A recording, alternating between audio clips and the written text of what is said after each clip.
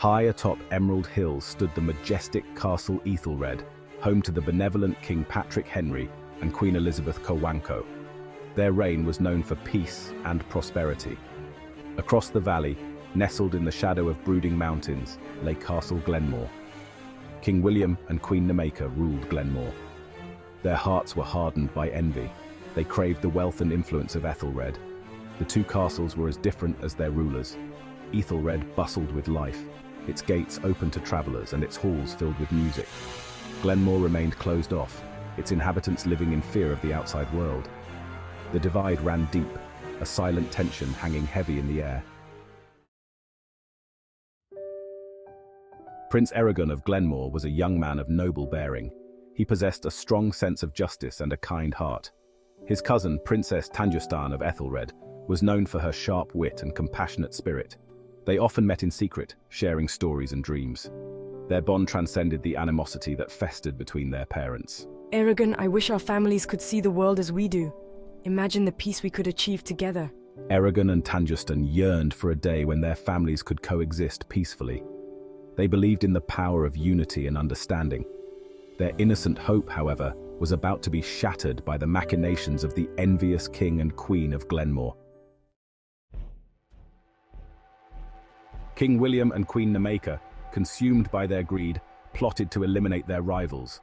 They spread rumors of treachery and deceit, poisoning the minds of their subjects against Ethelred.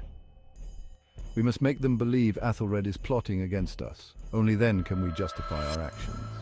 Leave it to me. I will ensure the whispers reach every corner of Glenmore. Their whispers of dissent spread like wildfire through the halls of Glenmore, fanning the flames of hatred and suspicion. One starless night, under the cover of darkness, King William dispatched his most trusted assassins to Ethelred. They infiltrated the castle, their footsteps silent and deadly. Their mission to end the reign of King Patrick Henry and Queen Elizabeth Cowanco. News of the assassination reached Eragon and Tanjustan like a bolt from the blue. Grief overwhelmed them, their hearts shattered by the sudden loss. How could this happen? Who would do such a thing? But amidst their sorrow, a seed of doubt began to grow. Whispers of a conspiracy, hushed and fearful, reached their ears. Eragon, we need to find out the truth. We owe it to them. Driven by a need for answers, Eragon and Tanjustan embarked on a clandestine investigation. They sought out servants, interrogated guards, and pieced together the fragmented truth. The evidence was damning, pointing unequivocally to Eragon's own parents as the orchestrators of the assassination. The revelation shattered Eragon's world. The weight of his parents' betrayal crushed him. He confronted them, his voice trembling with anger and disbelief. We saw Ethelred's demise as a necessary evil, a stepping stone to our own dominance. King William and Queen Nemeka, their faces contorted in a mask of cold fury, made no attempt to deny their actions. It was a means to an end, Eragon. You must understand that. Their callous indifference shattered Eragon's last shred of hope. He realized the depth of their depravity. There was no reasoning with them, no appeal to their humanity. The kingdom was irrevocably divided. Eragon, we must find a way to stop them. Our kingdom's future depends on it. The kingdom was now a land torn apart by betrayal and ambition. War erupted, swift and brutal. King William, blinded by his lust for power, laid siege to Ethelred. He believed that with Patrick Henry and Elizabeth Cowanco gone, the kingdom would fall easily. They will crumble without their leaders. Victory is within our grasp. He underestimated the resilience of the people of Ethelred and the strength of their loyalty to their fallen rulers. The siege raged for weeks, each side suffering heavy losses. The once vibrant valley was now a desolate battlefield. We cannot let them destroy everything we hold dear. We must fight back with all our might. Eragon, torn between his loyalty to his parents and his conscience, refused to participate in the conflict. He sought refuge in the ancient library of Glenmore, desperately searching for a way to end the bloodshed. While poring over ancient texts, Eragon stumbled upon a legend. It spoke of a mythical creature of immense power, the dragon Eragos Erabushkan. The dragon, the legend claimed, was a guardian of justice, a force that intervened to restore balance to the world. It could only be summoned by a plea of pure heart, a selfless act of generosity. Eragon, do you really think this dragon could save us? It sounds like our only hope. Eragon knew what he had to do.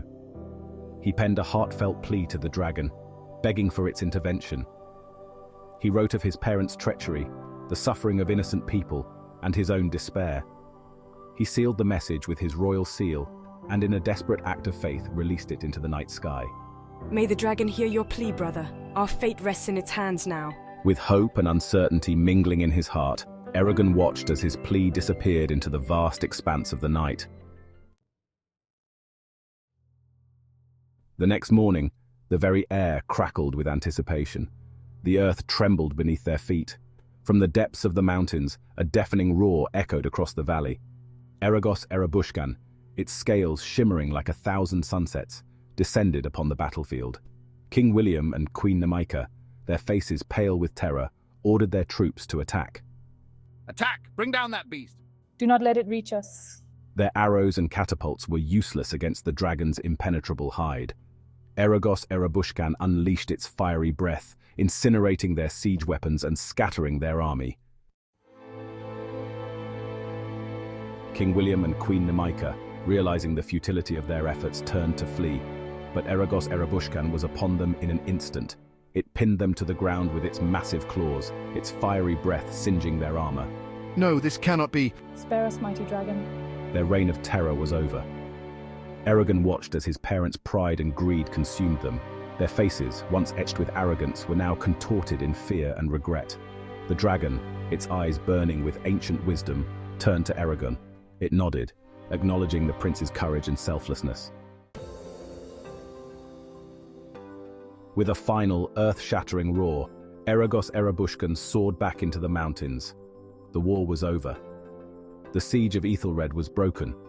In the aftermath of the battle, Eragon, guided by the dragon's lesson, worked tirelessly to heal the rift between the kingdoms. Brother, we must rebuild and bring hope to our people. He distributed Glenmore's wealth among the people of Ethelred, rebuilding their homes and restoring their livelihoods. His acts of generosity were met with gratitude and forgiveness. The people, weary of war and bloodshed, embraced the chance for a new beginning. Eragon's rule was marked by compassion and understanding, a stark contrast to his parents' reign of tyranny. The tale of Eragon, Tanjustan, and the dragon Eragos. Erabushkan serves as a timeless reminder of the perils of pride and the power of generosity. It highlights the importance of humility, empathy, and the courage to stand up for what is right, even when it means confronting one's own flesh and blood. We must remember, brother, that true strength lies in our willingness to help others. The dragon's intervention, though dramatic, symbolizes the transformative power of selfless acts. It reminds us that true strength lies not in brute force or material wealth, but in the willingness to put the needs of others before our own.